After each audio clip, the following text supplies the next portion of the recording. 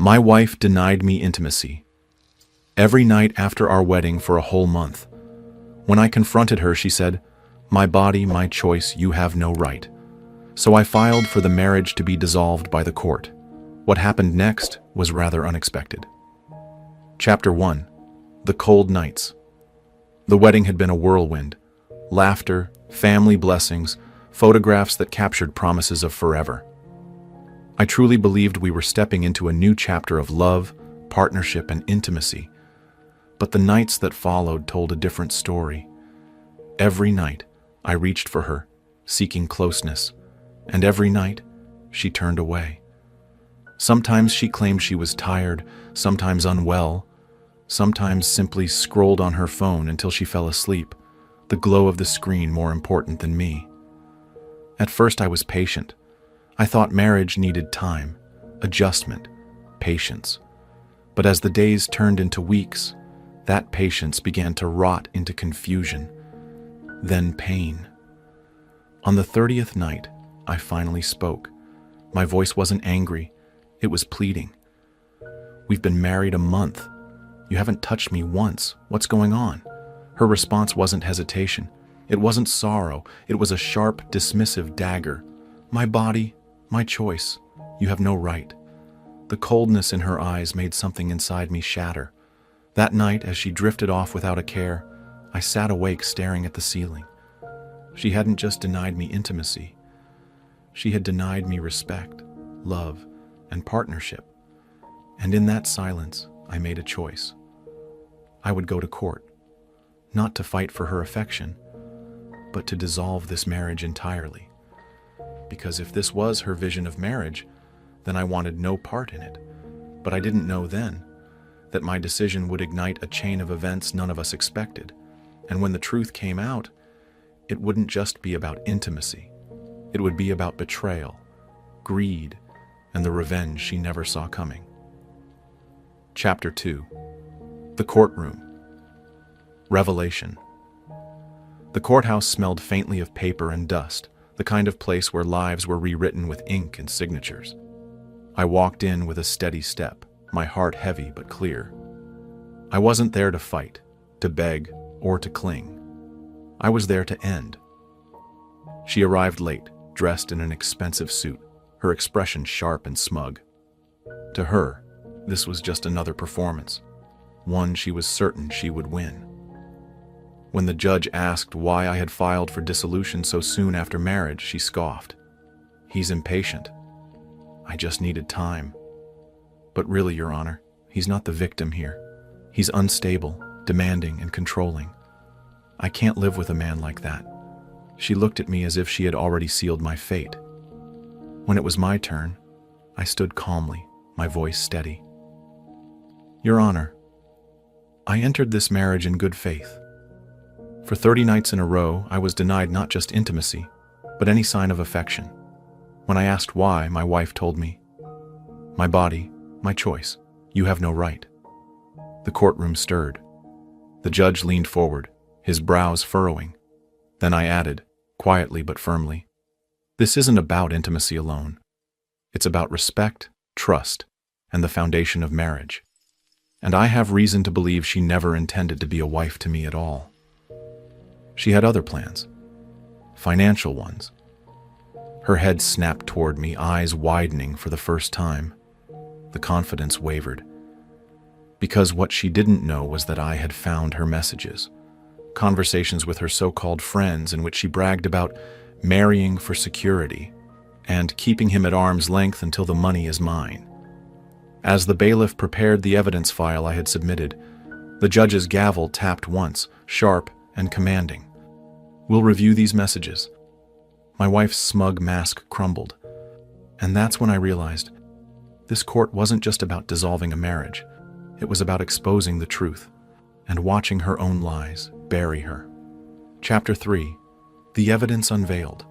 The courtroom grew still as the bailiff handed the judge the stack of papers, printed screenshots of the very messages my wife thought would stay hidden forever. The judge adjusted his glasses and read aloud, "Don't worry, girls. I didn't marry him for love. I just needed the security. Once I get access to his accounts, he'll be nothing but a stepping stone. Gasps rippled through the courtroom. My wife paled, her hands trembling against the table. The judge flipped to another page. A month of rejection will keep him off balance.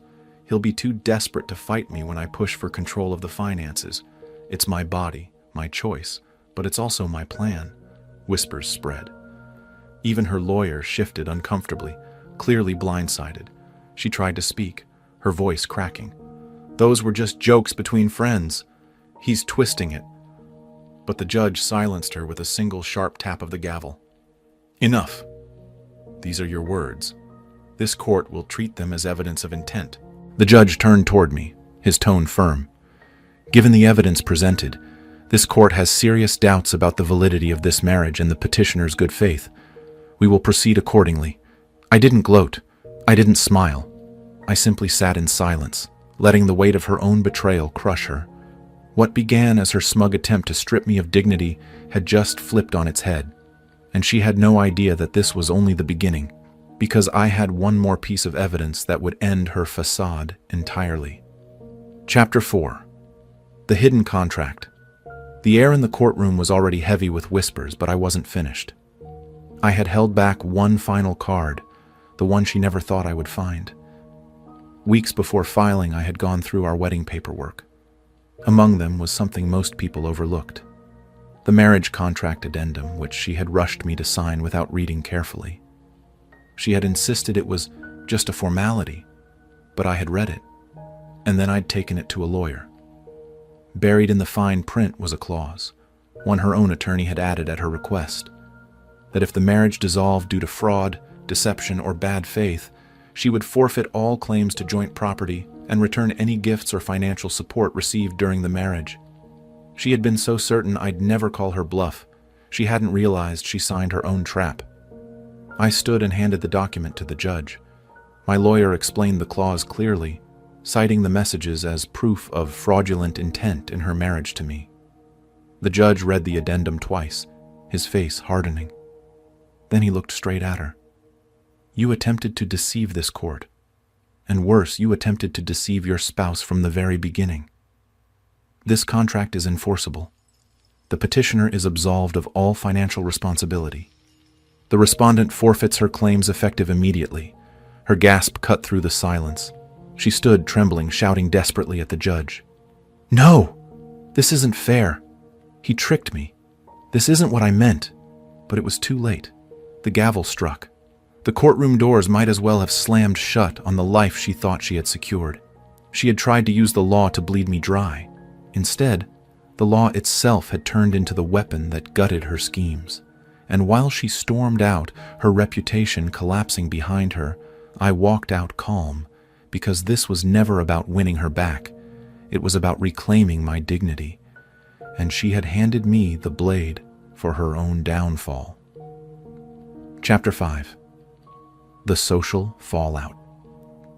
The legal verdict was devastating enough for her, but the humiliation didn't end in the courtroom. News spreads fast in small circles. Her friends, the same ones she used to boast to in group chats, got hold of the court documents.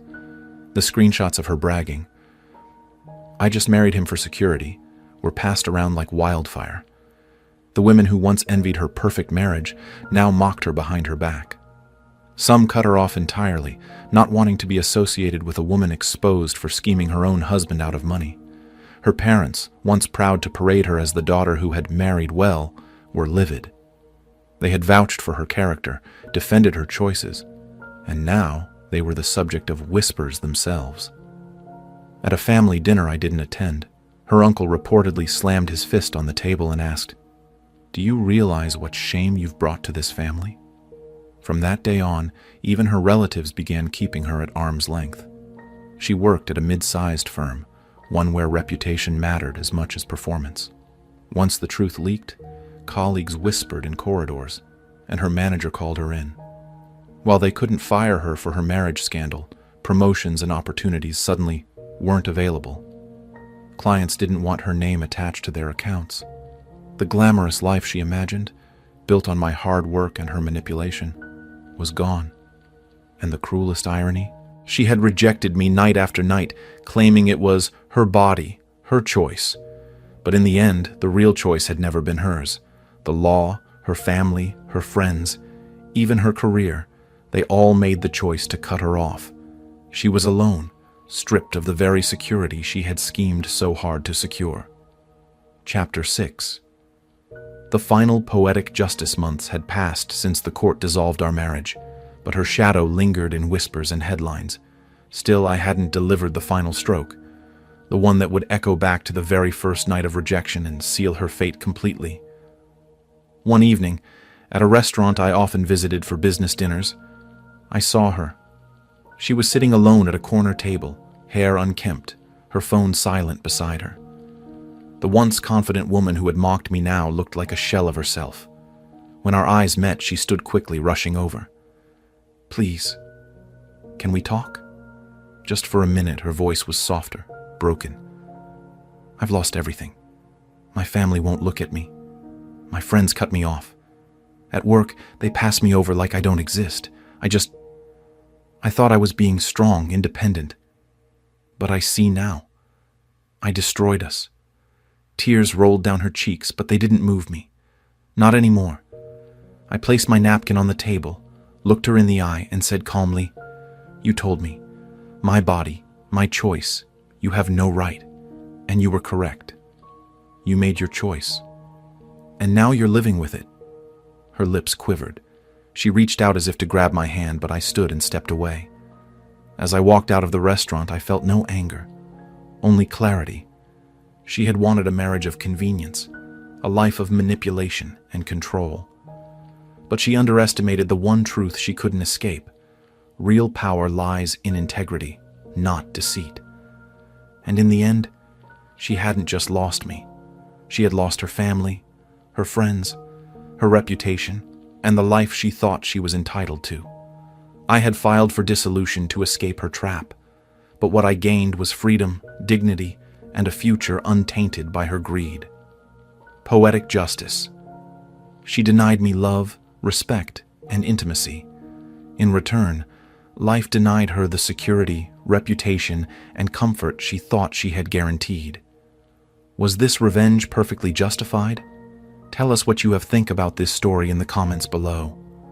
Like the story, if you think this story is justified. You are extremely fit, okay? You are such motivation for women who are my age, over 60, over 70, for what is possible. And you really lean into it. You kind of have a no BS mantra about you, which I love.